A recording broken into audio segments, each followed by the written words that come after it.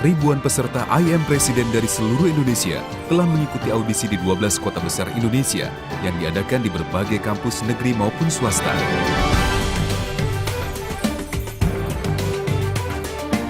Mereka putra-putri terbaik bangsa, mewakili masing-masing daerahnya untuk digali kemampuannya menjadi seorang pemimpin negara di masa depan, yakni seorang Presiden Indonesia di tahun 2030.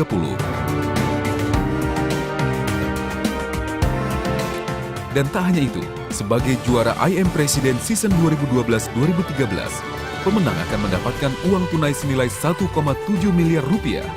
Dan yang tak kalah penting adalah berhak menyandang predikat sebagai juara I Am Presiden.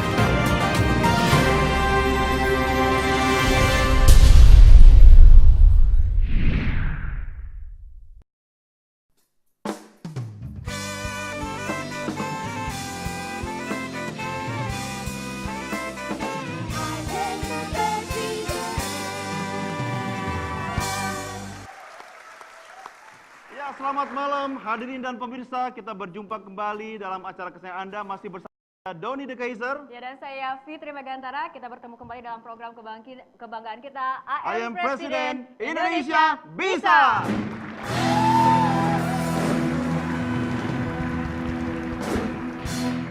Ya pemirsa, inilah satu-satunya program yang pertama di seluruh dunia yang merupakan reality TV show melahirkan pemimpin bangsa di masa depan, dan hadiahnya luar biasa, 1,7 miliar rupiah.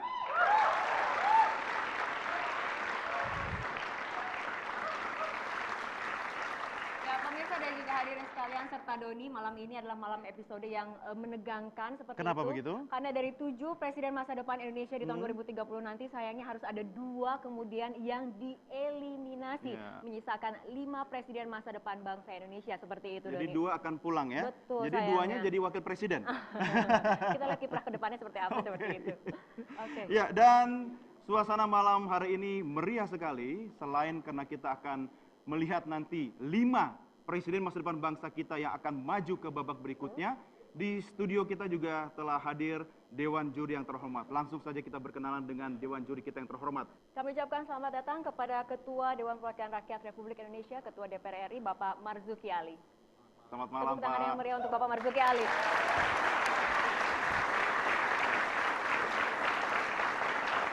Ya, kemudian hadirin dan pemirsa, telah hadir di tengah-tengah kita juga Rektor Universitas Islam Negeri Syarif Hidayatullah, Bapak Profesor Komarudin Hidayat. Selamat malam, Prof.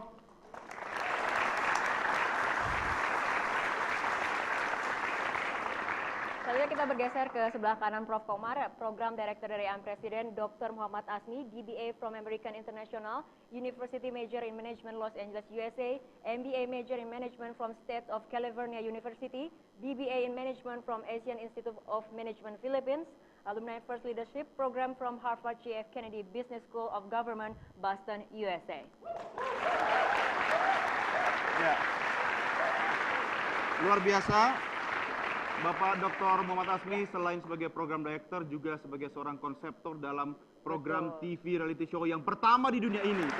Ya, hadirin dan pemirsa, juga Rara, satu lagi juri kehormatan kita pada malam hari ini. Wajahnya sudah tidak asing lagi ya bagi warga Indonesia. Selain sebagai wartawan senior, wartawan yang berpengalaman dan saat ini juga memimpin Tempo. Beliau sebagai CEO Tempo. Selamat datang kepada Bapak Bambang Harimurti. Selamat malam, Pak. Ya, baik. Rara, hadirin dan pemirsa, sebelum nanti Dewan Juri ini menggali visi misi dari Presiden masa depan bangsa Indonesia, kita dulu yang gali visi misi mereka ya, setuju ya? Setuju sekali, Doni. Kita lihat apa saja gagasan-gagasan dari para anggota Dewan Juri yang terhormat seperti itu. Mungkin dari Doni bisa mulai. Oke, saya akan mulai dari Mas Bambang dulu. Ya, Pak Bambang Harimurti, Anda sudah berkecimpung lama di dunia media. Menurut Anda, sosok presiden atau pemimpin bangsa Indonesia seperti apa yang mungkin juga bisa jadi selain media darling, tapi public darling? Ya, saya kira orangnya harus jujur, tulus, ya, artinya bisa dipercaya, dan tentu punya kompetensi di bidangnya. Oke, mudah-mudahan ada di acara ini ya Pak ya. Baik, terima kasih. Kita berikan tepuk tangan. Ya, kita lanjut ke Bapak Marzuki seperti itu. Pak Marzuki, Anda sebagai Ketua DPR RI seperti itu, menurut Anda pemimpin seperti apa, karakter yang dibutuhkan agar kemudian hubungan antara Presiden juga anggota perwakilan rakyat di DPR RI bisa harmonis dan bisa satu kesepakatan dalam kebijakan-kebijakan pemerintah membangun Indonesia seperti itu. Tapi Rara sebentar, yang akan menjawab ini juga adalah calon presiden Betul. konvensi Partai Partai Demokrat. Demokrat, Ya, seperti itu. silakan Pak Marzuki. Baik, terima kasih. Selamat malam. Pertama saya ucapkan selamat kepada penyelenggara dan juga terima kasih semuanya, khususnya kepada peserta yang hadir pada malam hari ini. Sosok pemimpin Indonesia 2014 yang akan datang adalah orang yang mampu menyelesaikan persoalan bangsa pada saat ini. Pertama, kita tahu bahwa ada persoalan lunturnya nilai-nilai nasionalisme kita, nilai-nilai kebangsaan. Kemudian adalah sosok yang memahami persoalan-persoalan yang ada di masyarakat, khususnya dalam memberikan hak-hak masyarakat. Kemudian juga orang yang punya komitmen, orang yang berani untuk melaksanakan komitmen itu. Kemudian tentunya kita harapkan orang tersebut adalah orang yang bersih, sehingga tidak tersandera oleh persoalan-persoalan yang selama ini kita tahu, persoalan korupsi dan sebagainya. Itulah mimpi kami untuk 2014. Wah, terima kasih Pak Marzuki. Saya ke Prof. Komarudin Hidayat. Prof, ada satu sikap yaitu amanah fatonah dari seorang pemimpin. Bagaimana menerjemahkan hal itu dalam pemimpin masa depan bangsa Indonesia? Rakyat ini merindukan bukan sekedar orang yang jadi presiden, tapi juga menjadi kepala negara yang menggerakkan. Dan saya ingin sosok seperti itu yang dia itu berbahagia dengan banyak memberi, bukan mereka berbahagia senang ketika menerima. Gitu. Artinya kita butuh pejabat negara, presiden yang kesana karena panggilan dan melihat jabatan sebagai peluang untuk mengabdi pada rakyat, bukan peluang untuk korupsi. Oke, terima kasih Prof. Selanjutnya Dr. Asmi, tadi kita sudah mendengarkan bagaimana kemudian Pak Bambang, Pak Marzuki dan juga Prof. Komar memaparkan mengenai kategori ataupun karakter pemimpin masa depan bangsa Indonesia. Menurut Dr. Asmi, apakah ini sudah terlihat dari para pemimpin Indonesia 2030 yang sekarang tergabung dalam I'm Presiden seperti itu? Ya, alhamdulillah dengan adanya acara kecil I'm Presiden ini sebagai fondasi untuk anak muda berpartisipasi di dalam acara kepimpinan, kita telah banyak melihat potensial ataupun talented anak-anak muda, khususnya di generasi muda, mahasiswa, publik, cendekiawan, profesional yang berbagai disiplin yang telah menyertai acara ini. Mereka telah menunjukkan capability dan mimpi besar dan sesuatu komitmen yang kita tanggap mereka memiliki satu karakter dan juga sesuatu yang akan dimimpikan sesuai inspirasi warga yang kita gelar adalah sosok pemimpin negarawan yang dibutuhkan, yang akan mudah-mudahan kita berhasil menghasilkan melalui proses acara I'm Presiden ini bisa kita lahirkan dengan tentu sekali bantuan para tokoh yang berada di sebelah saya. Terima kasih Pak Asmi. Ya, inilah Dewan Juri yang luar biasa. Hari ini datang dari keluarga besar Sekolah Pelayanan Menengah Jakarta. Tepuk tangan ya yang meriah.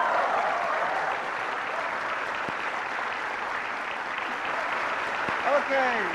Dan Anda bisa mendapat informasi tentang program kesayangan Anda ini lewat website kita, Sarah? Ya, di www.changeforhope.com atau follow Twitter kami di IAP_Indonesia dan Facebook kami di I Am Presiden. Tetap bersama kami dalam program I Am Presiden, Indonesia Bisa!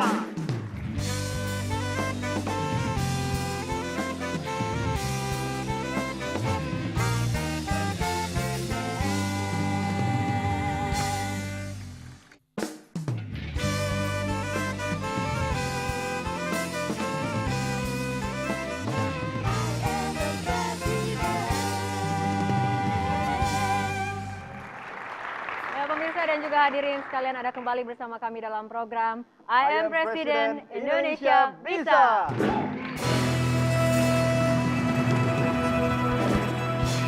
Ya, Rara, hadirin pemirsa dan Dewan Juri yang terhormat, segera saja kita akan menyimak visi misi dari pemimpin masa depan bangsa Indonesia yang kita bagi dalam 2 kelompok. Kita awali dengan kelompok yang pertama. Kami undang yang pertama Ibu Sherly Anavita Rahmi,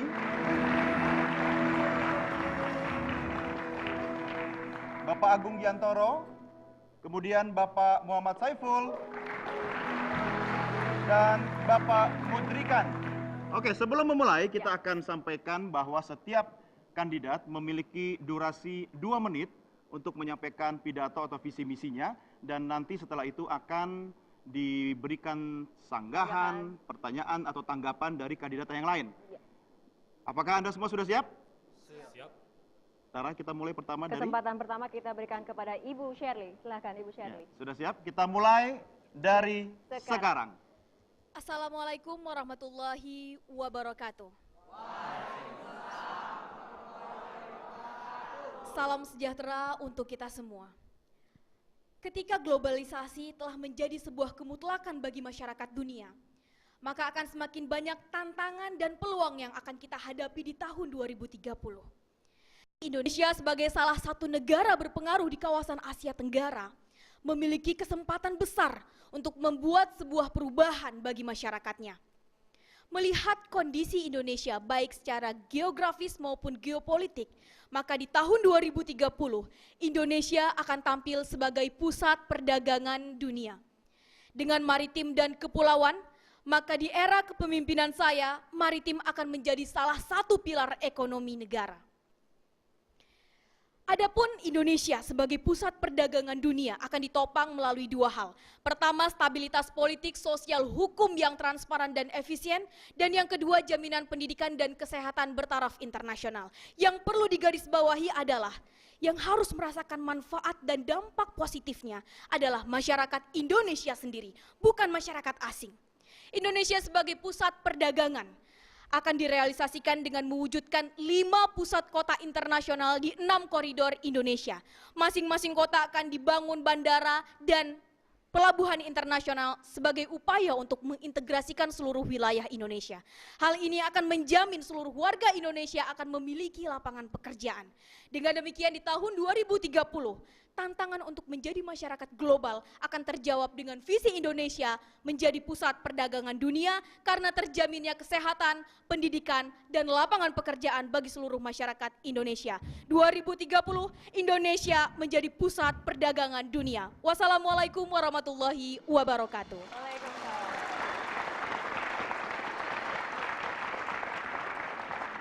Ya, itu tadi visi dan misi dari Ibu Sherly membangun Indonesia 2030. Kira-kira dari presiden masa depan yang lainnya akan memberikan komentar. Mungkin kita akan mulai dari Bapak Agung terlebih dahulu. Saya kira kurang realistis mengenai Indonesia menjadi pusat perdagangan dunia.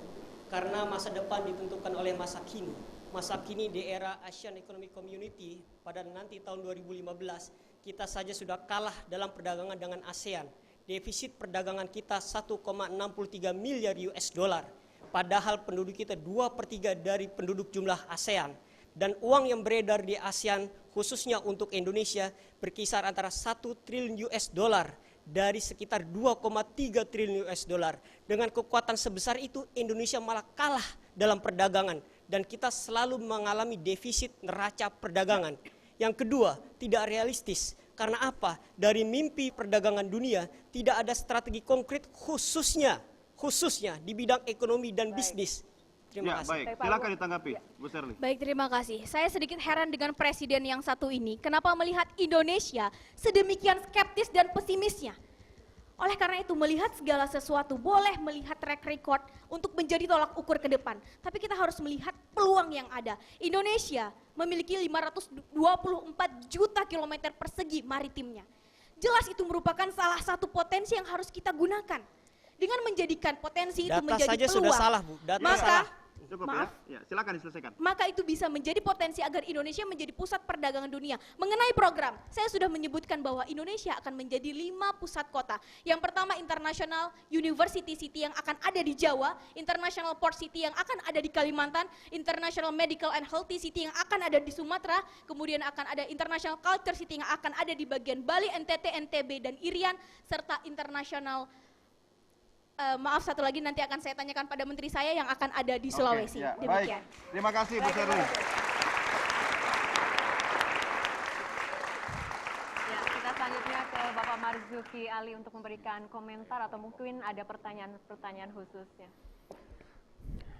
Baik, Sherly sebagai kawan muda dalam kandidat calon presiden, saya ikut dalam konvensi dan Sherly dalam I Am Presiden. Ada pertanyaan-pertanyaan yang harus saya tanyakan pada forum ini yang cukup substansi. Pertama terkait otonomi daerah. Kita tahu bahwa banyak sekali program-program yang dibuat oleh pemerintah pusat tidak berjalan karena kewenangan ada di pemerintah daerah.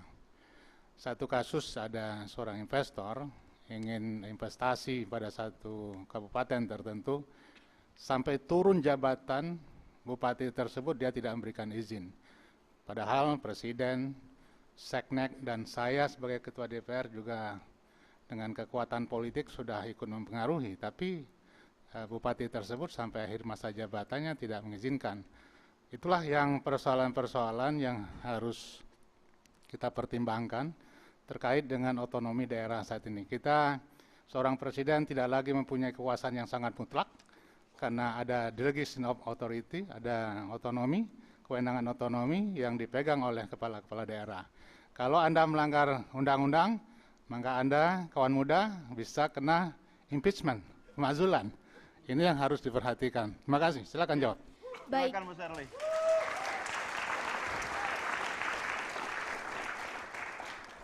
Baik, saya sepakat bahwa seorang pemimpin harus taat kepada konstitusi, bukan konstituen. Ketika dia menaati konstitusi, dia tidak perlu takut dengan konstituen.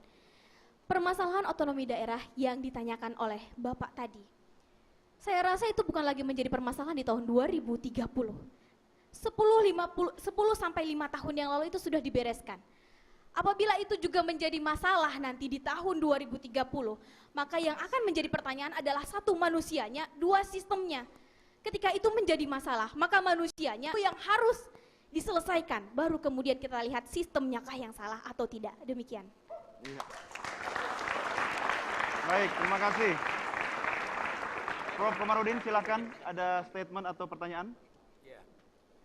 Bagi saya forum ini bukan sekedar lomba pidato, tapi ini betul-betul sebagai satu tahap penyaringan calon pemimpin Presiden Indonesia. Nah, pertanyaan saya adalah, saya punya banyak teman-teman yang hebat-hebat, yang pidatonya mungkin juga hebat seperti Anda atau lebih hebat, tapi mereka pada berguguran di tengah jalan. Menurut Anda, bagaimana Anda mempersiapkan diri, juga teman-teman calon presiden yang lain ini, agar tidak berguguran di tengah jalan sebelum cita-cita tercapai? Ya. Baik, jika boleh saya menjawab pertanyaan barusan dengan sebuah flashback, maka kurang lebih 17 tahun yang lalu ketika saya masih berada di universitas, saya sudah memiliki gambaran dan master plan bahwa Indonesia di tahun 2030 akan menjadi pusat perdagangan dunia.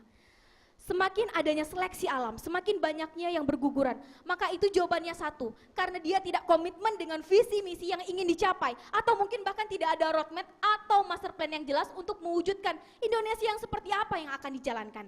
Maka saya sebagai calon presiden 2030 dengan ini menyatakan bahwa memiliki roadmap dan master plan yang jelas untuk mencapai visi misi tersebut. Jika diberi kesempatan di tahun 2030, maka insya Allah tidak akan berguguran di tengah jalan seperti yang Bapak sampaikan tadi.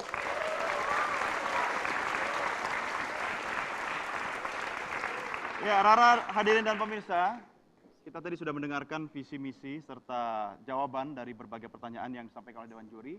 Akan kami berikan kesempatan Bapak Agung Giantoro untuk memaparkan visi dan juga misinya untuk Indonesia 2030. Assalamualaikum, salam sejahtera rakyatku.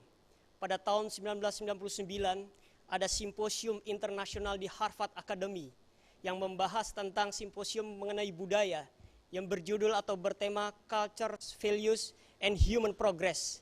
Salah satu kesimpulannya adalah diantaranya Samuel Huntington dan Francis Fukuyama mengatakan bahwa ada sebuah korelasi kuat antara nilai-nilai budaya suatu bangsa dengan kemakmuran ekonominya. Dan benang merah di antara kedua hal itu adalah sistem pendidikan. Maka dalam master plan pembangunan ekonomi Indonesia yang saya buat, yang merupakan kelanjutan dari MP3I, hasil pemerintahan sebelum saya, yang saya nilai sudah cukup baik, maka saya akan melakukan sinkronisasi antara strategi kebijakan di bidang pendidikan dengan strategi kebijakan di bidang ekonomi. Salah satu program unggulannya adalah membangun infrastruktur. Infrastruktur apa? Dua jenis infrastruktur. Yang pertama adalah infrastruktur pendidikan. Kami salah satunya akan membangun sebuah perguruan tinggi kolaborasi antara perguruan tinggi dalam negeri dan perguruan tinggi luar negeri berkualitas global di tiap pusat-pusat pertumbuhan, di tiap pusat-pusat koridor ekonomi yang sudah ditetapkan. Yang kedua adalah infrastruktur ekonomi, di antaranya membangun pelabuhan berkualitas internasional di 3 lokasi ALKI, alur laut kepulauan Indonesia. Yang ketiga adalah membangun bandara internasional di tiap koridor ekonomi. Dan ketiga adalah mengejar ketertinggalan pembangunan jalan antara kita dengan Cina. Rasio perbandingan jalan per sejuta penduduk di Cina adalah 1.368 km per sejuta penduduk. Tetapi kita hanya 1:620 km. Kita akan mengejar hal itu. Apakah menggunakan APBN? Saya jawab tidak. Kita menggunakan skema apa yang disebut BOT, Build, Operate, Transfer. Oke. Bapak Mudrikan, silakan. Ya. Menarik sekali visi misi Anda, tapi ada pertanyaan saya. Anda tadi menyebutkan budaya, ekonomi, dan pendidikan. Hal ini tentu saja bisa membuat sebuah bangsa menjadi bangsa yang kuat. Pertanyaan saya, bagaimana Anda kemudian membuat budaya, ekonomi, dan pendidikan ini menjadi kualitas terbaik yang ada di Indonesia sehingga kemudian sejajar dengan bangsa-bangsa yang ada di dunia? Langkah strategisnya, prioritas utama Anda. Terima kasih. Yaitu mensinkronkan 3 pilar tadi, antara strategi kebudayaan, sistem pendidikan, dan kebijakan ekonomi. Strategi budaya harus mengadopsi pada nilai-nilai budaya yang pro pembangunan. Seperti saya sebutkan tadi, need for achievement, kerja keras, disiplin, hemat, dan itu ditransfer dibentuk melalui sistem pendidikan yang berkualitas. Dan sistem pendidikan berkualitas itu akan membentuk kemajuan ekonomi yang mampu memakmurkan bangsa ini. Terima kasih. Iya, terima kasih. Baik, langsung sekarang kita Rara akan meminta pendapat atau mungkin ada pertanyaan dari Dewan Juri. Presiden Agung, saya ingin satu keyakinan daripada Anda sebagai seorang presiden yang punya visi dan gagasan yang sangat tegas dan berani melakukan satu terobosan. Bagaimana cara Anda untuk meyakinkan tim-tim legislatif Anda, MPR pun DPR, untuk meyakinkan bahwa Anda boleh melaksanakan mimpi besar Anda yang boleh menjaminkan kepada kesejahteraan rakyat Indonesia. Silakan. Silakan. Yang pertama adalah membangun konsensus nasional, tidak hanya berdasarkan kepentingan politik atau partai politik, tetapi seluruh komponen bangsa mengenai kebijakan-kebijakan utama saya yang saya akan gulirkan untuk bangsa ini. Ketika sudah digelar konsensus nasional, baru kita berbicara dengan koalisi politik yang ada di parlemen untuk merumuskan produk-produk legislasi yang menjadi arahan kebijakan-kebijakan saya. Insya Allah dengan terbangunnya konsensus nasional, dengan terbangunnya dialog politik di parlemen, mudah-mudahan ini akan menjamin keberlangsungan semua kebijakan pembangunan saya, Pak. Ya, Anda terima yakin? kasih. Selanjutnya. Anda yakin Anda adalah presiden yang baik dan jujur dan amanah? Saya yakin, dan saya insya Allah tidak hanya menjadi presiden reality TV show, tapi menjadi presiden real kenyataan di dunia sebenarnya. Terima kasih, selamat. Ya, tetap bersama kami dalam program I Am President, Indonesia Bisa.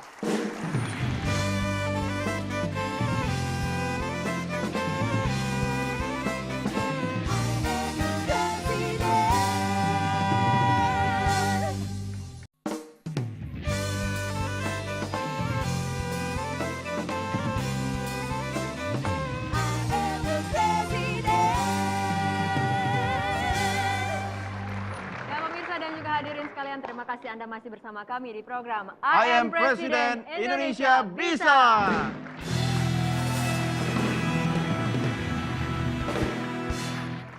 Sekali lagi kami terus ingatkan untuk terus memantau program I Am Presiden di situs www.changeforhope.com atau follow Twitter kami di IAP_Indonesia dan Facebook kami di I Am Presiden. Langsung saja hadirin dan pemirsa Dewan Juri yang terhormat, kita melihat visi misi dari Presiden kita yang berikutnya.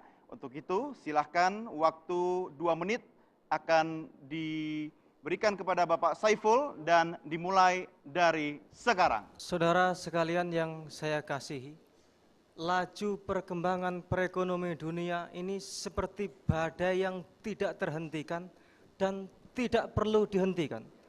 Bersama saya yang akan kita lakukan adalah membuat terobosan yang berani dan akurat untuk membawa perekonomian kita menjadi 5 kuasa ekonomi dunia. Untuk itu, 3 pelabuhan berkelas dunia yang akan menandingi pelabuhan Singapura akan saya bangun di 3 titik strategis sebagai master plan percepatan pembangunan kita. Dengan itu, Indonesia akan menjadi destinasi mobilitas perdagangan dunia. Setelah pelabuhan sebagai pintu gerbang perekonomian kita bangun, industri pariwisata, industri manufaktur akan saya geliatkan dengan membangun zona-zona industri baru, dengan membangun kota-kota pariwisata baru. Kita punya garis pantai yang potensial dan panjang. Kita punya Raja Ampat di Papua yang memukau dunia. Tentu bersinergi dengan para investor, semua akan kita maksimalkan supaya menjadi penyokong tegaknya perekonomian nasional kita. Sekian, terima kasih. Terima kasih. Bagi saya, sebuah pembangunan besar tetap harus dirasakan manfaatnya oleh masyarakat. Jika seperti master plan yang sudah Bapak jelaskan seperti itu, saya belum melihat masyarakat mendapatkan manfaat atau jaminan dari strategi yang Anda sebutkan. Silakan.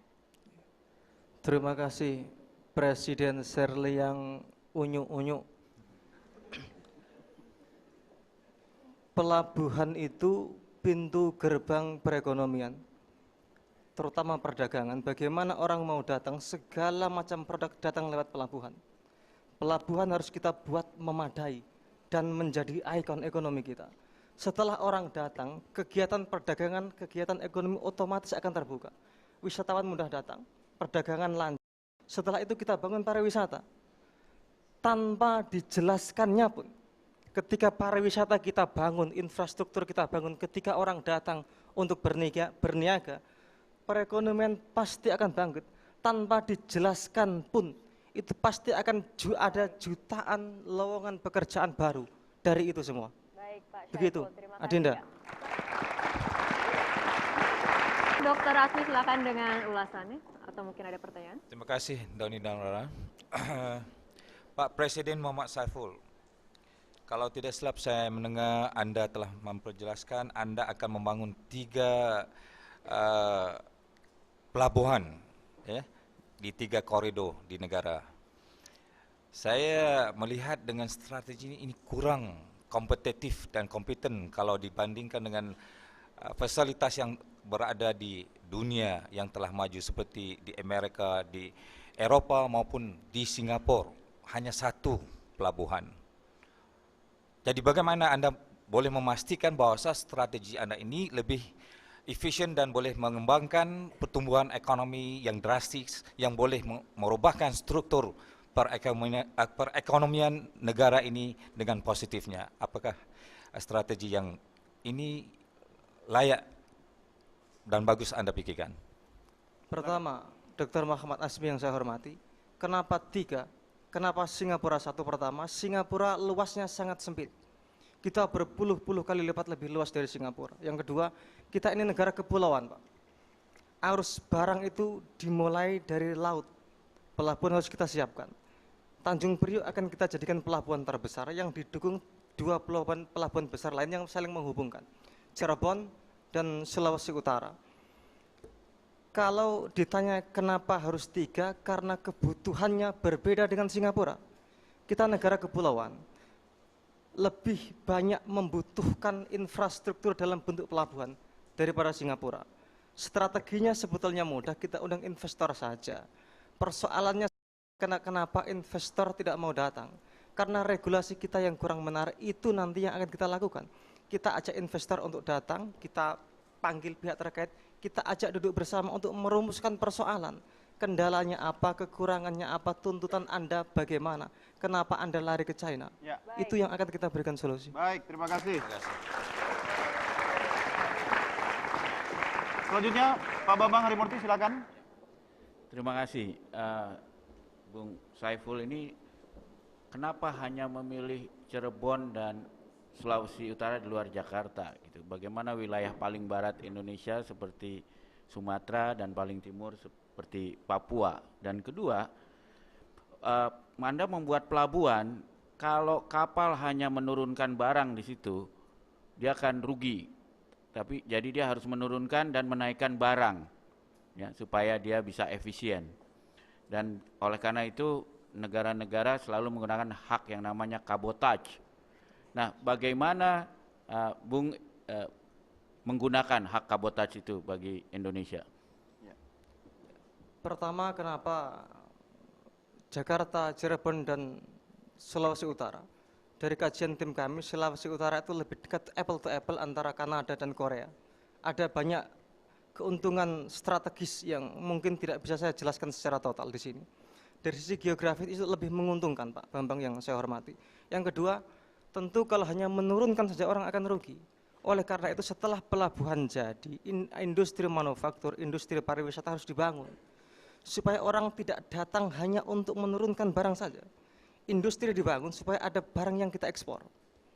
Jadi pelabuhan hanya pintu masuknya saja, di dalamnya industri manufaktur kita bangun, pariwisata kita bangun, sehingga yang datang bukan hanya barang saja. Wisatawan datang, barang dari kita, dari industri itu bisa kita ekspor. Jadi itu sangat menguntungkan dari segi manapun, Pak. Iya, baik, Begitu. terima kasih. Kita berikan tepuk tangan yang meriah buat Presiden Bapak Saiful. Dan terakhir kita minta komentar dari Bapak Marzuki Ali, silakan. Sebetulnya saya agak pesimis ya lihat visi mission dari teman-teman ini, karena kelihatannya melihat Indonesia itu tidak sangat komprehensif, bahwa antar pulau 5.000 pulau sampai saat ini berhubungannya masih sangat sulit. Akses untuk memberikan pendidikan yang berkualitas, pelayanan kesehatan yang cukup, sehingga dirasakan ketidakadilan ya di antara anak-anak bangsa. Mungkin yang ada di tempat sini juga merasakan dari pulau-pulau kecil. Lalu kita hanya membangun 3 pelabuhan besar di mana terkonsentrasi di tempat-tempat tersebut. Kira-kira sejauh mana pengaruh dengan membangun 3 pelabuhan besar efeknya terhadap masyarakat kita yang tinggal di 5.000 pulau ini. Terima kasih. Ya, baik. Pak Saiful singkat ya, silakan. Tentang pesimisme itu saya ingin mengatakan hanya pemimpi besar yang mampu membangun menghadapi bangsa yang besar.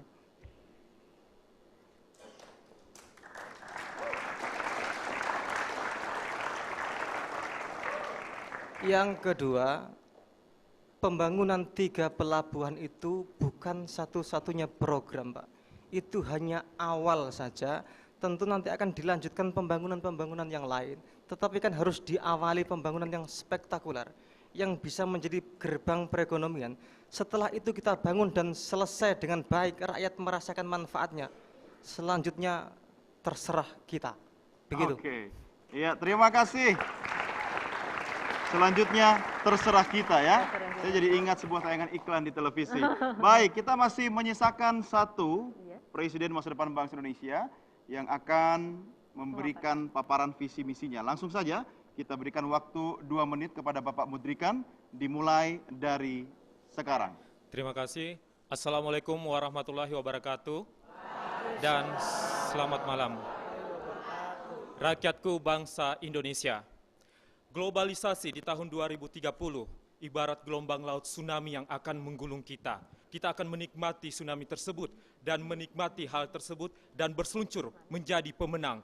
Dan tentu saja dibutuhkan sebuah solusi yang menjadi skenario sehingga Indonesia menjadi win-win solution di era globalisasi yang saya rampung dalam visi Indonesia Matahari 2030. Indonesia yang maju, tangguh, harmonis, dan kreatif. Tentunya melalui visi ini akan tercipta masyarakat Indonesia yang tentu saja berkualitas dunia, berkarakter Indonesia. Terciptanya infrastruktur kelas dunia, sektor jasa, dan juga berbagai bidang yang ada di Indonesia. Dan selanjutnya nilai peranan utama dari nilai politik, ekonomi, hukum dengan standar moral yang tinggi dengan visi Matahari 6 arahan kunci strategis baru. Antara lain, pendekatan peranan pemerintah negara dan sektor swasta di berbagai bidang. Kedua, mengadopsi secara luas dan terbuka sistem inovasi global. Dan selanjutnya, Indonesia tumbuh melalui strategi pengembangan hijau, Go Green. Yang keempat, mempromosikan persamaan pada kesempatan dan perlindungan sosial, membangun sistem fiskal yang kuat dan berkelanjutan, membangun hubungan bermanfaat untuk seluruh dunia. Melalui prioritas utama di bidang ekonomi, perdagangan, dan investasi. Yang pertama, memajukan ekonomi perdagangan dalam negeri. Yang kedua, membuka sektor jasa kepada dunia usaha swasta dan internasional. Yang ketiga, mempromosikan dunia usaha ke tingkat dunia. Dan yang keempat, menguatkan mata uang rupiah ke dunia internasional. Akan kita bangun kota satelit global, perkembangan campuran, salah satunya di perbatasan Indonesia, Pulau Sebatik, melalui mekanisme BOT, Build, Operate, Transfer. Satu nusa, satu bangsa, satu cita-cita, cita-cita Indonesia rakyatku. Ibu Shirley, silakan. Baik, terima kasih. Saya sedikit bingung, banyak sekali program yang mau Anda laksanakan ya di tahun 2030. Tapi tadi saya sempat mendengar Anda ingin meningkatkan nilai tukar rupiah. Seperti kita tahu, ketika impor itu di stop, otomatis nilai tukar rupiah kita tetap turun. Sedangkan barang di dalam negeri itu tambah naik. Lantas bagaimana strategi Anda untuk meningkatkan nilai tukar rupiah? Demikian. Baik, terima kasih banyak. Strategi politik ekonomi yang murni betul-betul untuk rakyat Indonesia. Ketika impor di stop, tentu saja ini kita perlu mencari solusinya. Bagaimana kalau kita mengekspor? Tentu saja kita akan mendapatkan pendapatan di situ, itu solusinya. Penguatan produksi dalam negeri seperti yang sebutkan tadi, memperkuat perekonomian dan perdagangan di dalam negeri. Satu pulau antara Indonesia, yang lainnya ini sudah bisa menghidupi Indonesia. Tapi di era globalisasi kita hidup dengan bangsa yang lain. Kita harus berinteraksi. Inilah yang saya sebut sebagai Indonesia sebagai pemenang. Profesor Komarudin Hidayat untuk memberikan komentar ataupun pertanyaan. Terima kasih. Ketika kita masuki ekonomi jasa yang melibatkan negara asing dan juga dalam negeri, pilar hukum itu kan sangat fundamental. Anda tadi juga nyebut tentang hukum. Bagaimana Anda membuat satu refleksi tentang posisi aplikasi pelaksanaan hukum sekarang ini dalam rangka membangun ekonomi maupun juga kohesi bangsa. Bagaimana Anda melihatnya? Baik, terima kasih banyak Pak. Tentu saja harmonisasi dalam hal ini dipentingkan. Satu case di tahun 2013 di daerah saya, ini di bidang PDAM saja Pak ya, ini artinya jasa Pak, saya masukkan dalam sektor jasa dan juga transportasi yang ada.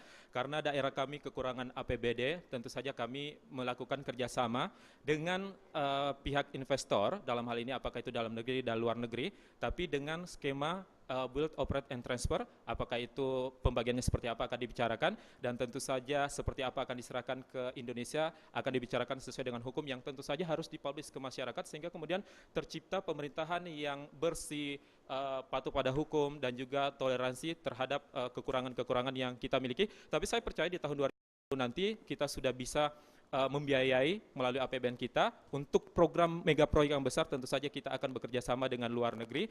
Memang masih banyak kasus di tahun 2013 terkait persoalan hukum ini karena banyaknya orang yang mencoba untuk bermain. Tentu saja ini akan kita efisienkan melalui satu pintu saja Pak untuk hal ini. Baik, terima kasih Perizinan, Bapak maksud saya. Mudrikan.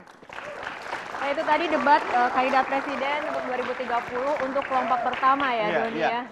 Oke, kita akan berikan informasi yang lengkap bagi Anda pemirsa dan kita punya situsnya di mana, Rara? Di www.changeforhope.com, follow Twitter kami juga di IAP_Indonesia dan Facebook kami di AM Presiden. Ya, tetap bersama kami dalam program I Am Presiden, Indonesia Bisa.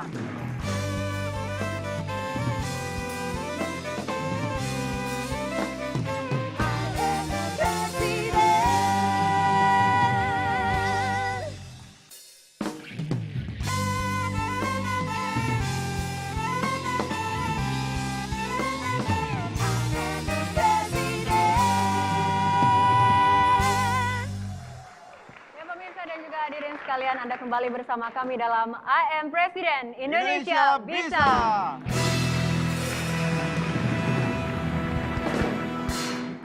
Jangan lupa pemirsa, Anda bisa mengakses program kami lewat situs kami di www.changeforhope.com dan Anda bisa follow Twitter kami di @IAP_Indonesia serta lewat Facebook kami di I Am Presiden. Dan langsung saja pemirsa, hadirin dan Dewan Juri yang terhormat, kita masuk di kelompok yang kedua. Kita masih punya 3 presiden masa depan bangsa Indonesia yang akan menyampaikan visi misinya dan mempertahankan pendapatnya di depan Dewan Juri yang terhormat. Langsung Rara, kita undang mereka. Ya, kita langsung undang Bapak Baban Sarbana.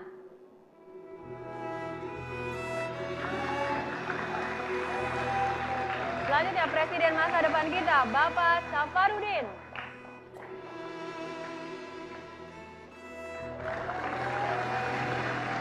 Dan yang terakhir dari kelompok kedua kita undang Bapak Yandi Chow. Ya, inilah calon presiden masa depan bangsa. Mas. Presiden Indonesia. Sebentar. Ini masih direkam ya? Mas dengan siapa? Saya Handoyo Notoprojo atau panggil Hanoto. Oke, Pak Handoyo, Anda mau apa ke sini? Saya melihat kawan-kawan untuk menjadi presiden tahun 2030, ya. Maka saya presiden tahun 2014. Tapi dalam draft kami tidak ada nama Bapak Handoyo seperti itu ya? Iya, ini membingungkan ini. Program direktur kami juga tidak memberikan informasi bahwa ada calon lain yang saya pikir Saya rasa tadi. kita sepakat bahwa siapapun anak bangsa ini harus dikasih kesempatan yang sama. Kalau Anda memberikan kesempatan untuk 3 sahabat saya ini, maka saya juga berhak diberikan kesempatan untuk memperbaiki bangsa ini. Oke, tapi Jadi saya tidak bisa mengambil keputusan sendiri. Ya, oh, ini kok sudah ada koalisi partai ini? Sebentar. Oh, sebentar. Begini. Boleh saja Anda punya pendapat, tapi kita harus tanya kepada Dewan Juri yang terhormat. Karena Dewan Juri kita lah yang akan melakukan penilaian. Ya, saya akan minta pendapat dulu dari Dewan Juri. Baik, silakan. Silakan Bapak-bapak, ada yang bisa mewakili dari Prof. Komarudin? Apakah ini bisa diberi kesempatan Bapak Handoyo untuk hadir bersama kami di sini? Kalau boleh, teman saya juga biar turun ikut maju. Nah, iya, ini namanya asas keadilan kan. Tapi setahu saya, Bapak-bapak Dewan Juri, kita cuma punya 7 ya, kandidat presiden. Nah, konseptor kita, Dr. Asmi, bagaimana ini? Ya, Lara dan Doni. Saya rasa sebagai sebuah negara demokrasi, jadi saya perlu berbincang kepada para juri untuk menerima kualifikasi penyertaan yang di akhir acara ini. Ya, mohon 1 menit. Oke, silakan berunding terlebih dahulu anggota Dewan Juri yang terhormat. Komunikasi lintas fraksi dari para juri. Apakah sepakat sudah ada suara bulat? Ya, Pak Don dan Rara, dengan sebulat suara Majelis Dewan Juri dan juga sebagai penggagas kepada acara Am Presiden, saya dengan hormatnya menerima Bapak Handoyo Notoprojo untuk menjadi salah satu kontestan di dalam acara Am Presiden. Sekarang kita mulai dari yang mana? Kesempatan pertama akan kita berikan kepada Bapak Baban Sarbana. Silakan Pak Baban, waktu Anda 2 menit dimulai dari sekarang. Assalamualaikum warahmatullahi wabarakatuh. Sebuah gagasan bisa melakukan perubahan dan perubahan menjanjikan sebuah harapan. Tugas saya sebagai pemimpin adalah memelihara harapan menuju Indonesia yang maju, sejahtera, dan bahagia yang saya singkat sebagai visi Indomatra. Indonesia bisa menjadi pusat gravitasi perekonomian dunia. sehingga Indonesia bisa menjadi negara yang maju. Mega proyek transportasi intermoda darat, laut, udara, dan investasi di pulau-pulau kecil adalah bagian dari strategi saya untuk membantu penyebaran penduduk dan pengembangan ekonomi lokal. Dibutuhkan SDM yang kuat, sehingga saya memberi kesempatan kepada adik-adik yang tamat SMA untuk berdiaspora menyebar ke seluruh Indonesia, sehingga daya jelajahnya mendunia. Kanvas perjuangannya bukan lagi Indonesia tapi sudah seluruh dunia, dan mereka bisa bergaul dengan seluruh penduduk dunia, sehingga ketika mega project itu dilaksanakan mereka siap untuk mengelolanya. Dan mega project itu akan membuat Indonesia terintegrasi secara lokal dan terkoneksi secara global. Untuk itu support system seperti UKM sangat dibutuhkan untuk menunjang adanya mega project infrastruktur dan investasi di pulau kecil. Dan tentu saja kesehatan dan pendidikan juga menjadi bagian yang tidak terpisahkan. Rakyatku, berdoalah untuk Indonesia yang lebih baik, dan saya sebagai Presiden Republik Indonesia akan bekerja keras untuk mewujudkannya menuju Indonesia yang maju sebagai negara, sejahtera sebagai bangsa, dan bahagia sebagai manusia Indonesia. Terima kasih. Assalamualaikum warahmatullahi wabarakatuh. Waalaikumsalam warahmatullahi wabarakatuh. Ya, terima kasih Pak Baban, Doni, dan juga pemirsa, karena di kelompok kedua ini ada kandidat presiden yang ternyata bisa bergabung bersama kami kali ini. Ini capres independen ya? Capres independen. Kita akan langsung tanyakan pendapatnya dari Bapak Handoyo mengenai pemaparan visi dan misi Pak Baban. Ya, kita ini menghadapi persoalan yang serius, yaitu masalah kondisi nasionalisme. Saya ingin tahu, karena bagaimanapun juga kita nggak bisa membuat Indonesia ini menjadi besar kalau persoalan nasionalisme ini menjadi hal yang tidak segera terselesaikan. Kita melihat adanya beberapa konflik di beberapa daerah. Masalah kecil seringkali berujung menjadi sebuah konflik horizontal. Kalau Anda menjadi Presiden Indonesia dan memungkinkan Anda melakukan sebuah upaya, apa yang Anda lakukan supaya Indonesia ini menjadi bersatu padu sehingga meminimalkan adanya konflik di antara anak bangsa? Saya sudah melihat rasa nasionalisme itu di pakaian Pak Handoyo, dan itulah simbol yang ditunjukkan. Jadi pertama mengenai nasionalisme ini adalah masalah edukasi, sehingga kita perlu merumuskan bagaimana pendidikan ini memberikan rasa cinta. Cinta ini kan lahir bukan dari pikiran, tapi juga awalnya dari hati, sehingga mempengaruhi seluruh tubuh untuk kemudian mewujudkan cintanya dalam bentuk pengabdian. Kemudian yang kedua, mengatasi konflik, saya kira kuncinya masalah kesejahteraan. Konflik kebanyakan muncul dari adanya kesenjangan masalah kesejahteraan. Seandainya bangsa ini sejahtera, konflik itu bisa sangat minimalisir.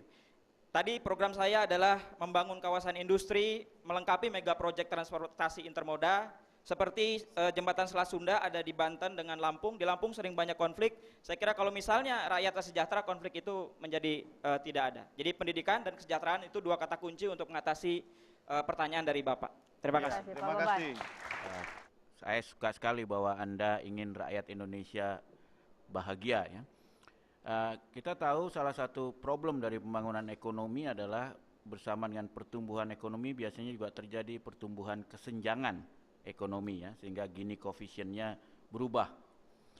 Dan itu justru bisa menyebabkan ketidakbahagiaan, kaya tapi tidak bahagia. Nah, bagaimana cara Anda untuk mengatasi pembangunan ekonomi yang baik tetapi pemerataannya juga berjalan dengan baik? Bahkan bagaimana menurunkan Gini coefficient Indonesia ini? Terima kasih pertanyaannya Pak. Memang kita di 2030 memiliki bonus demografi yang luar biasa, ada 180 juta usia produktif, dan saat itu 100 manusia menanggung 44-46 usia lanjut usia dan usia balita. Akan tetapi itu juga bisa mencari bencana ketika ada predator bonus demografi yang seperti narkoba, HIV, dan segala macamnya. Bagaimana membuat mereka bahagia? Kembali kepada masalah pendidikan, kita harus terkoneksi antara pendidikan dengan industri. Kadang-kadang industri kita tidak berorientasi, berpihak kepada pendidikan karakter. Yang kedua, saya percaya bahwa kemandirian akan mengubah cara pikir seseorang. Dan cara pikir seorang itu akan mengubah rezeki seseorang. Sehingga dari 180 juta penduduk itu, saya berinvestasi terbesar adalah kepada pembangunan manusia, pembangunan karakternya. Orang yang bahagia itu tidak memikirkan kondisi, tetapi dia memikirkan bagaimana dia bersyukur dan bersabar terhadap kondisi tersebut. Seandainya manusia Indonesia punya sikap apapun kondisinya, dia bersyukur dan bersabar, saya kira seluruh lapisan masyarakat bisa bahagia. Dan itu hanya ada mungkin dari pendidikan.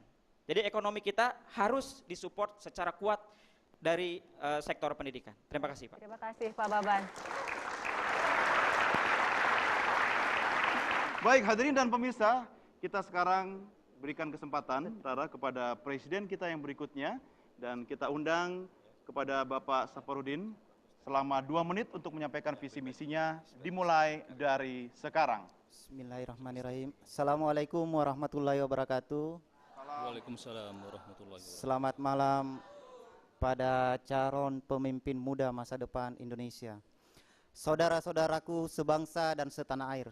Indonesia butuh satu sistem ekonomi baru yang bisa memberikan jaminan kesejahteraan dan keadilan bagi seluruh rakyat Indonesia. Jaminan kesejahteraan itu harus bisa dirasakan oleh seluruh lapisan masyarakat tanpa terkecuali.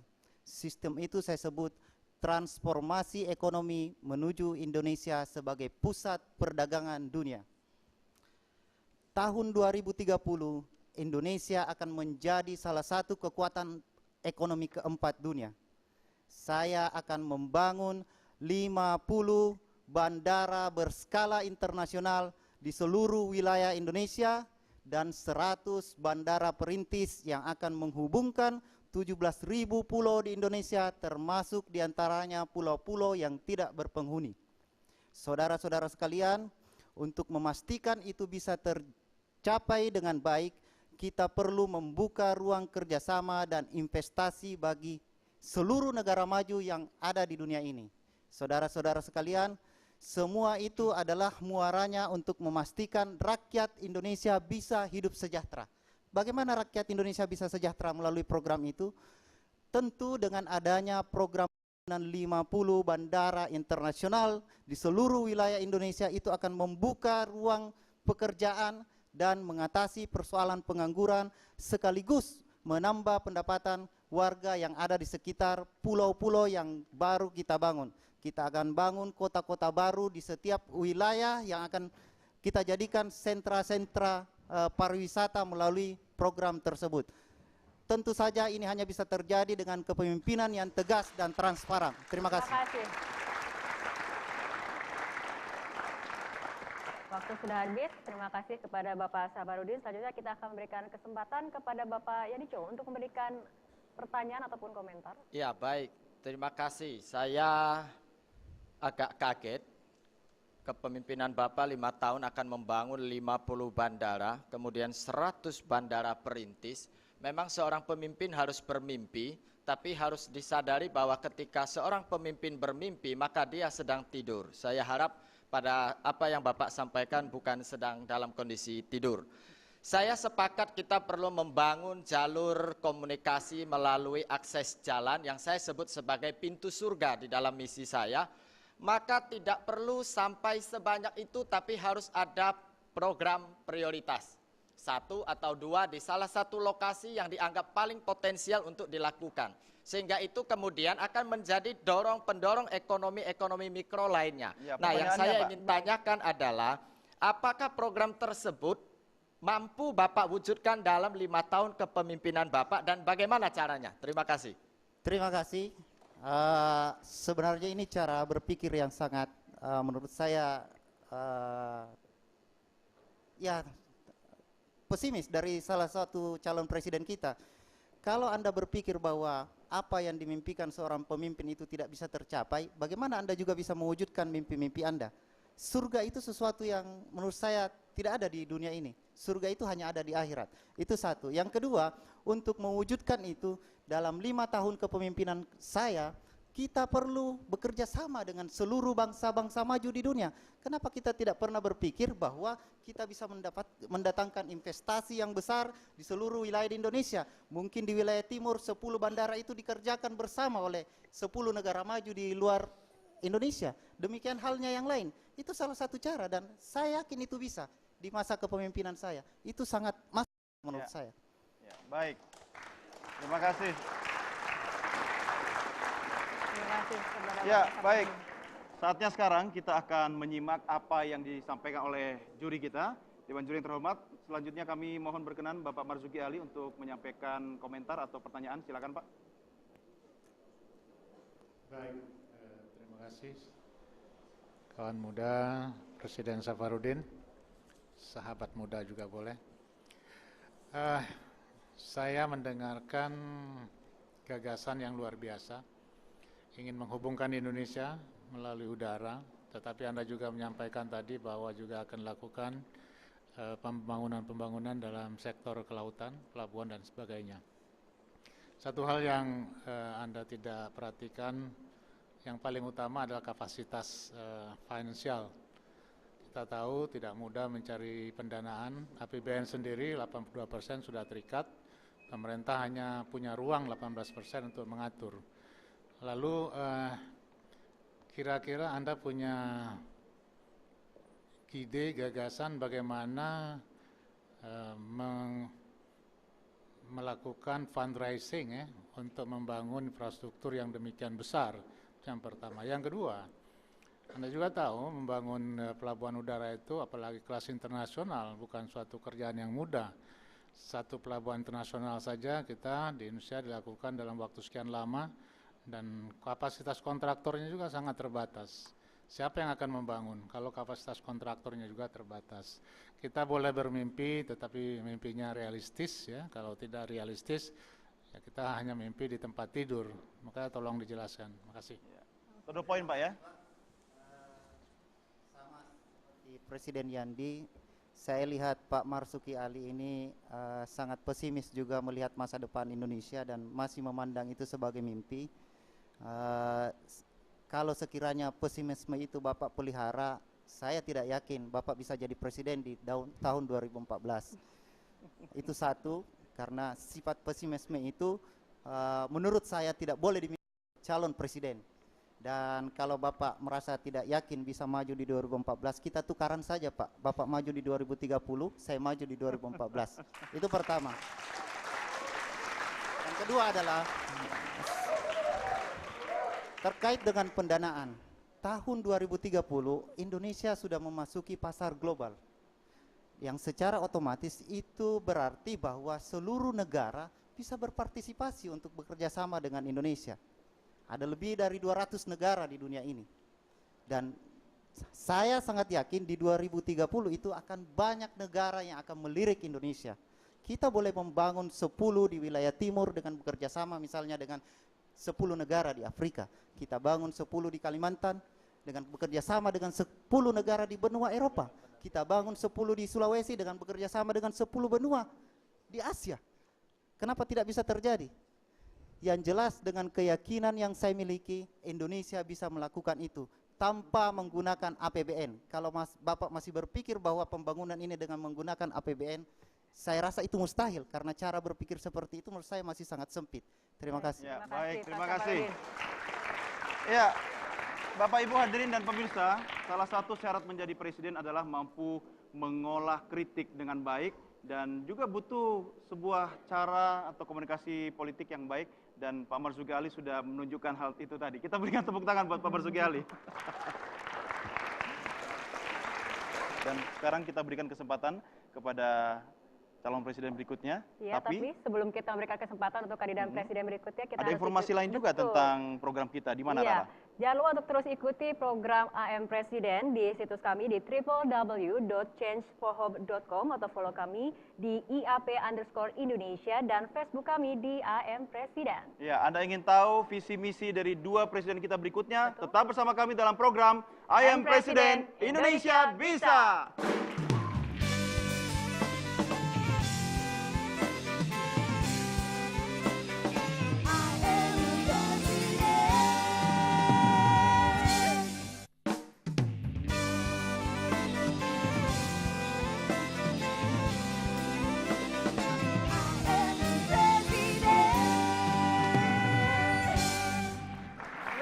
Hadirin sekalian, terima kasih Anda masih bersama kami dalam program I Am Presiden Indonesia Bisa. Langsung saja kita akan menyimak paparan visi misi dari presiden kita berikutnya. Kami berikan kesempatan selama 2 menit kepada Bapak Yandi Chow, dimulai dari sekarang. Baik, selamat malam dan salam sejahtera. Saudaraku, bangsa Indonesia tercinta, pernahkah kita menyadari bahwa negara Indonesia ini merupakan miniatur surga yang dianugerahkan Tuhan di muka bumi ini? Oleh karena itu pertanyaannya adalah, sesungguhnya surga itu harus dibuka demi kesejahteraan rakyat Indonesia dan memberikan manfaat kepada masyarakat di seluruh dunia. Kemudian kapan waktu yang paling tepat pintu surga itu kita buka dan siapa yang akan membuka pintu surga itu? Jawabannya adalah tahun 2030, saatnya pintu surga itu akan dibuka dan Presiden Yandi yang akan membuka pintu itu dengan membuka pelabuhan sebagai penunjang ekonomi makro yang utama.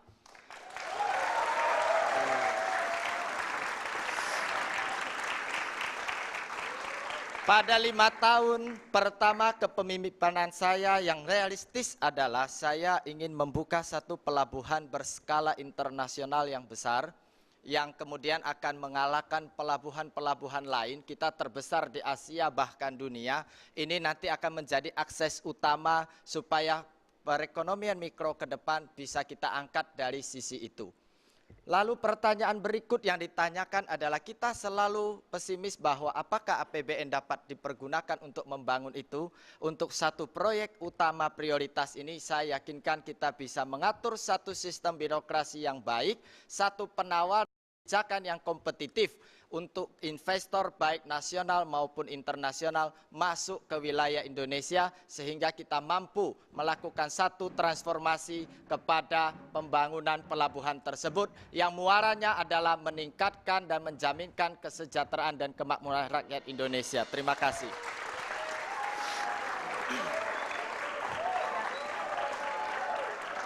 Terima kasih Bapak Yandi. Saya usul aja Pak, ada program kesehatan ya Pak ya, terutama untuk telapak kaki ibu Pak, karena Ya. surga berada di bawah telapak kaki ibu. Jadi perlu ada praktis.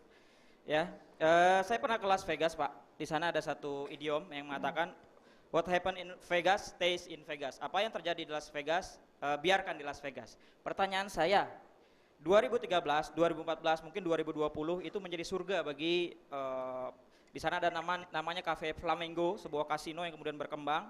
Pertanyaan saya adalah, apakah bisnis seperti itu diakomodir di Indonesia dan bagaimana kaitannya dengan nilai-nilai dasar yang kita anut? Terima kasih. Saya berpikir kalau manusia yang positif punya pemikiran yang positif, sehingga surganya akan mengarah kepada surga yang positif. Tapi kalau pemimpinnya sudah memiliki pemikiran yang negatif, maka surga itu akan diarahkan kepada hal yang negatif seperti yang Bapak sampaikan. Justru itulah saya sarankan ke depan kalau Bapak berkunjung ke luar negeri, jangan kunjungi tempat-tempat seperti itu. Kita berkunjung ke Dubai Pak. Kita melihat bagaimana Dubai transformasi dari padang pasir kemudian bisa dibangun menjadi sebuah surga di Timur Tengah. Indonesia lebih kaya dari Dubai berkali-kali lipat dan harus lebih menjadi surga di Asia bahkan di dunia. Terima kasih Pak Yandi. Kami mohon Pak Marzuki Ali. Saya justru khawatir ini calon-calon presiden kita ini, karena bermimpi di atas mimpi. Karena apa? Saya bilang bermimpi di atas mimpi. Setiap ada informasi tentang situasi, kondisi bangsa, dianggap semuanya selesai pada tahun 2030. Ini berbahaya sekali untuk masa depan bangsa. Kenapa? Artinya calon-calon presiden 2030 ini tidak mempersiapkan dirinya dengan baik. Tidak belajar dari situasi kondisi perjalanan bangsa sejak kita merdeka, saat ini naik turun, dan ini sangat bahaya.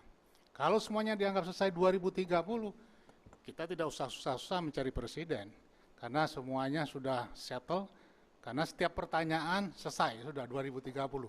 Ada kritik ini, semuanya selesai 2030. Saya orang yang optimis, tapi saya orangnya realistis.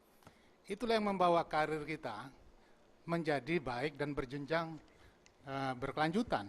Kalau kita mimpi di atas mimpi, saya khawatir bangsa ini tidak jelas nanti pada akhirnya. Oleh karenanya, ini terakhir saya ingatkan pada saudara Yandi, ya, kita bagus bermimpi, ya, tetapi saran saya mimpinya realistis semuanya lah ya pada kesempatan terakhir ini, karena setelah ini saya mohon izin karena ada tamu duta besar yang akan ke kantor. Satu pertanyaan saya 2030. Sekarang saya ingin pertanyakan, bisa nggak Anda memprediksi pada tahun 2030 bagaimana situasi bangsa itu sehingga Anda bisa menerjemahkan kita akan mendapatkan surga sebagaimana Anda yang cita-citakan. Terima kasih. Iya, baik, terima kasih Bapak.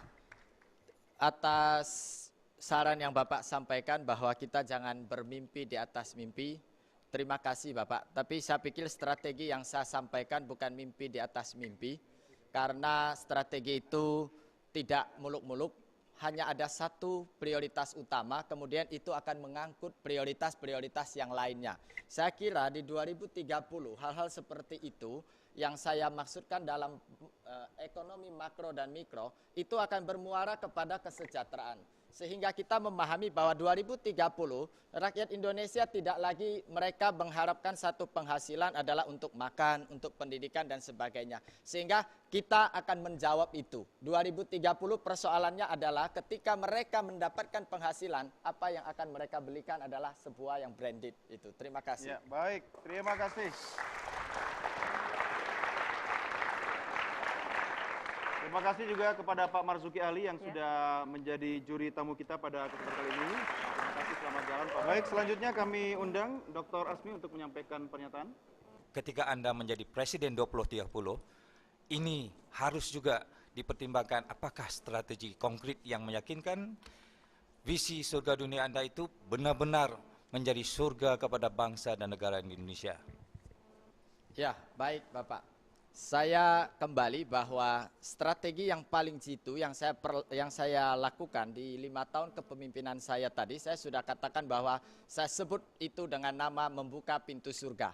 Sehingga untuk memulai itu saya bisa menjaminkan ketika saya katakan membuka pelabuhan sebagai contoh skala prioritas pertama sebagai makroekonomi yang akan saya bangun, itu adalah strategi pertama. Kenapa saya lakukan itu? Ketika sebuah pelabuhan internasional sudah dibangun di sini, tentu itu akan memberikan dampak. Dampaknya adalah semua dunia kemudian akan melihat kita adalah potensi yang terbesar, baik itu sebagai negeri konsumtif ataupun yang memiliki sumber daya alam yang berlimpah, Pak. Nah, dari situlah kemudian investasi masuk, pendapatan investasi itulah yang akan kita pakai, Pak. Yang saya jaminkan kepada warga untuk hidup di dalam dunia surga yang saya maksud tentunya pada saat itu tidak ada lagi anak-anak yatim yang tidak terpelihara oleh negara. Pemirsa, kita masih punya satu calon presiden independen ya, yang juga akan mendapatkan kesempatan yang sama dalam kesempatan kali ini untuk menyampaikan visi misinya di hadapan Dewan Juri yang terhormat. Kita berikan waktu sama juga, yaitu 2 menit. Dimulai dari sekarang. Baik, terima kasih yang hormati panelis dan juga para finalis AM Presiden dan saudara-saudara sebangsa dan setanah air. Assalamualaikum warahmatullahi wabarakatuh. Salam sejahtera untuk kita semua. Perkenalkan, saya adalah Handoyo Notoprojo atau dipanggil Hanoto. Saya sesungguhnya hanya rakyat jelata yang barangkali punya kesamaan dengan Anda semua, merasa gelisah melihat bangsa ini karena kita lihat secara kasat mata banyak kondisi-kondisi yang tidak sesuai dengan yang kita harapkan. Padahal kita sudah 15 tahun melakukan reformasi. Pada akhirnya ketika saya mencanangkan diri menjadi calon presiden jadi jalur independen, saya berangkat dari sebuah data di mana tahun 2009 itu golput adalah 30%, suara tidak sah 10%, berarti totalnya adalah 40%. Sementara partai penguasa saat ini itu hanya mencapai 21%. Dan saya memperkirakan dengan kondisi yang sekarang ini masih belum terlalu baik, 2014 mungkin bisa naik menjadi 50%. Saya khawatir bahwa jumlah golput yang begitu besar ini kalau tidak diberikan saluran, nanti akan mencari caranya sendiri dan itu takutnya di luar konstitusi. Kalau pada akhirnya saya memilih jalur independen, semata-mata karena saya tahu bahwa biaya politik jika kita melewati partai politik itu sangat mahal sekali.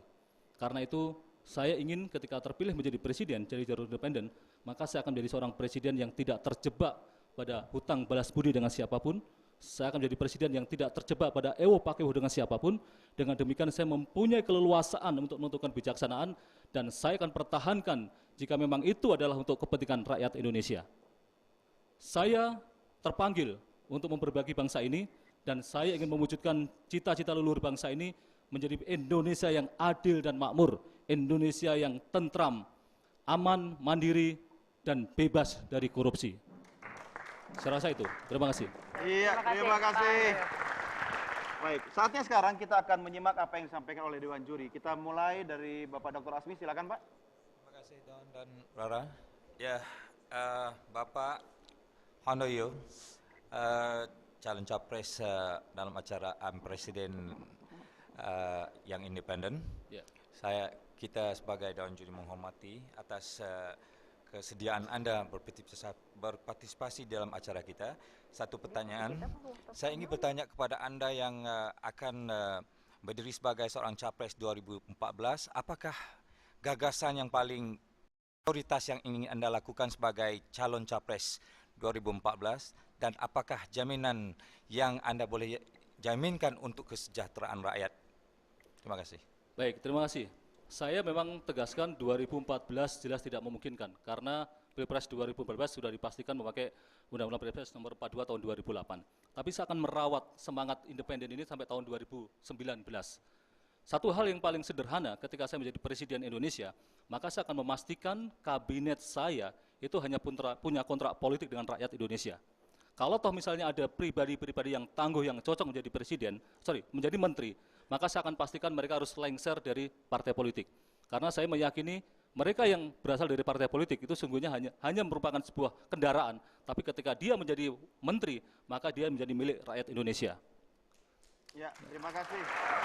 Ya, pemirsa dan juga Doni, pernyataan dari Pak Handoyo tadi menjadi akhir debat kandidat presiden untuk kelompok 2 dan juga menjadi akhir debat seluruh kandidat presiden di AM Presiden ini ya. Kita sudah punya 7 calon presiden plus 1 ya, independen, dan tentunya akan ada 2 yang pulang bawa koper untuk ikut kontestasi calon wakil presiden, sementara 5 sisanya akan masuk atau melaju ke babak berikutnya.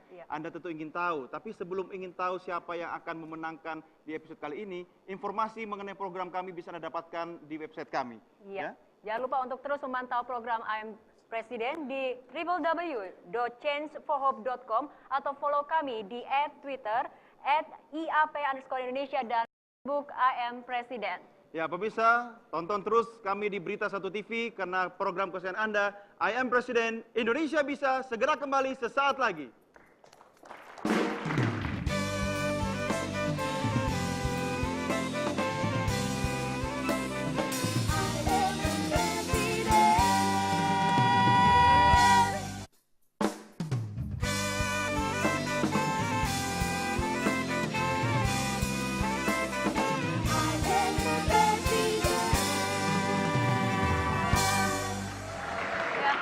Dan juga hadirin sekalian, terima kasih atas kesetiaan Anda untuk terus menyaksikan program AM Presiden Indonesia Bisa.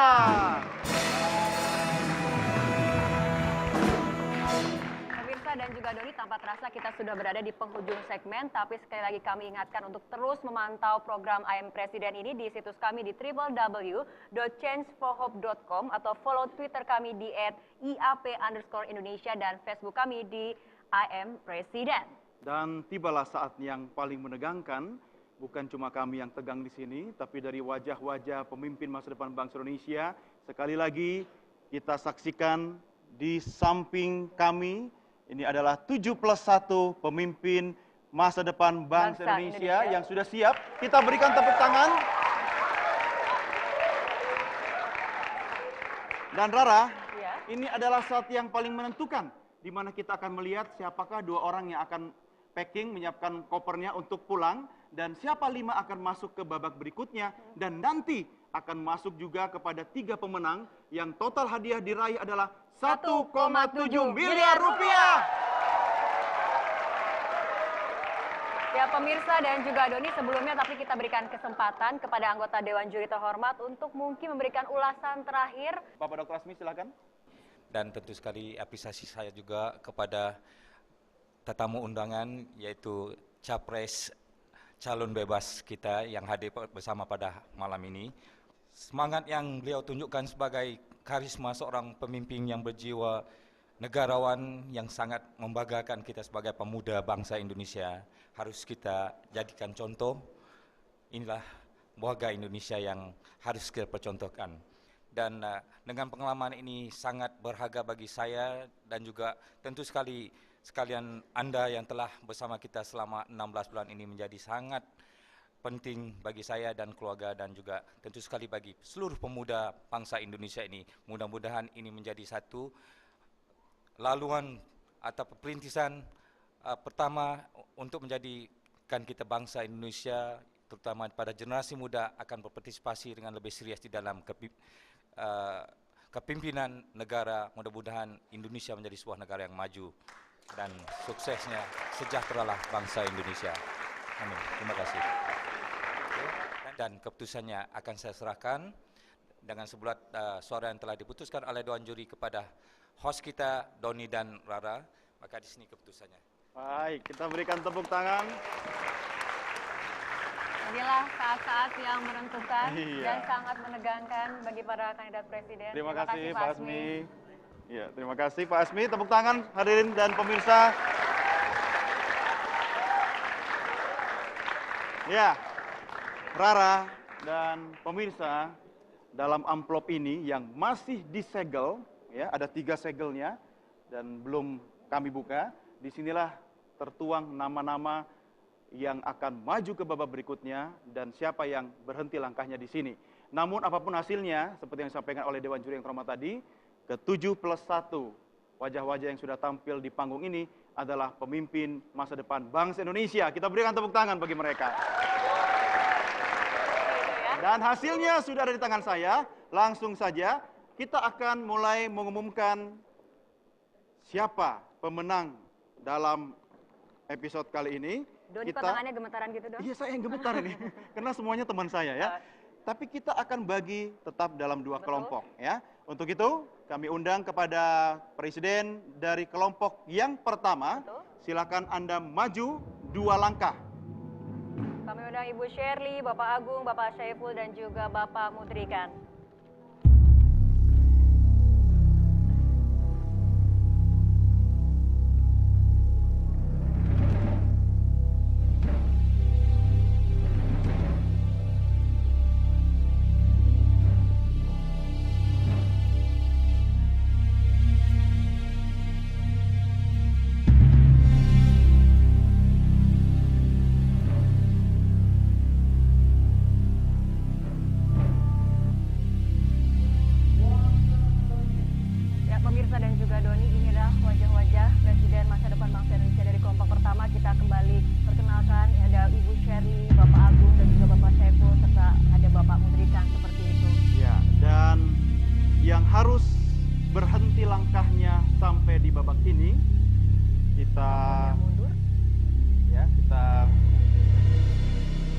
Berikan tepuk tangan dulu yang paling meriah.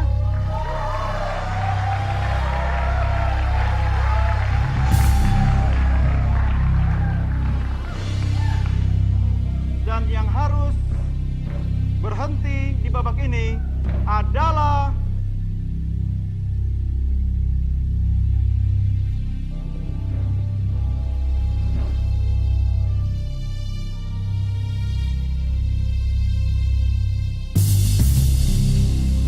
Bapak M. Saiful.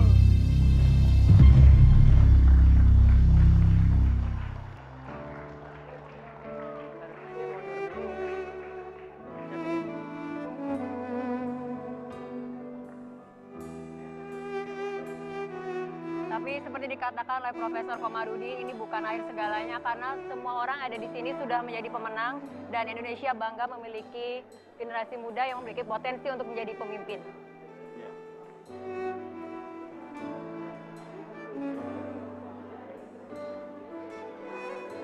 Kita berikan tepuk tangan yang meriah untuk Bapak Syaiful.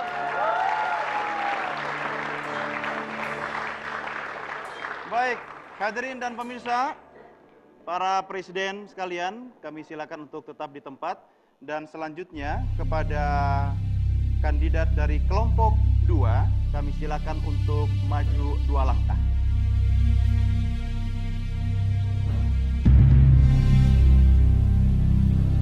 Di kelompok yang kedua ini ada Bapak Baban, Bapak Saparudin, Bapak Yandico, dan calon presiden independen Bapak Anoto. Ya. Dan siapakah kira-kira yang akan terhenti langkahnya di babak ini? Namun bukan berarti terhenti cita-cita dan semangatnya untuk tetap menjadi pemimpin masa depan bangsa Indonesia. Kepada nama yang kami sebutkan, dia harus pulang dan turun dari panggung ini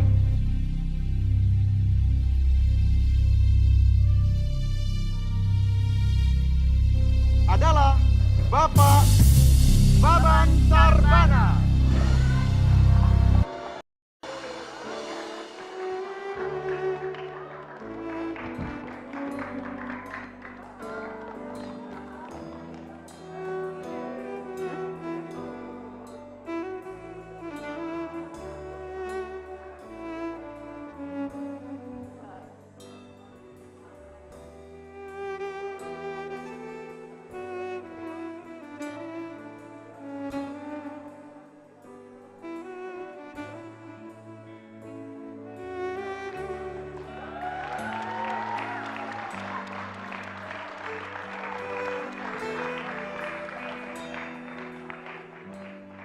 Ya, kepada yang masuk ke babak berikutnya, kami silakan untuk maju.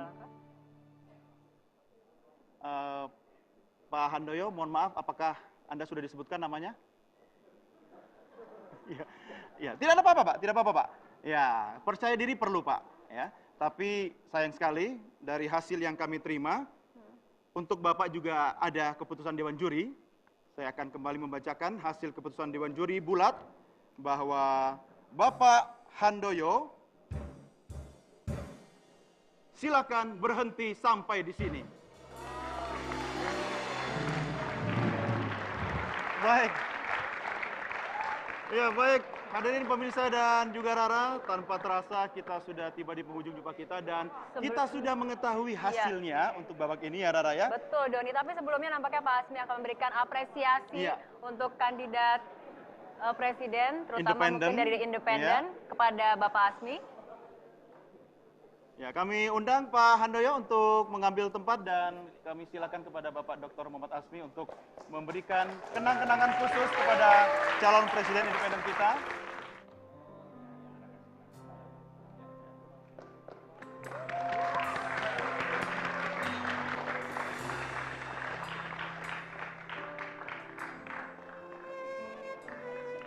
Ya, akhirnya saya Doni The Kaiser. Dan saya Fitri Megantara. Jangan lupa saksikan terus tayangan istimewa yang pertama di dunia. Kita berjumpa kembali di babak berikutnya, masih dalam program kesayangan Anda, I Am Presiden Indonesia Bisa.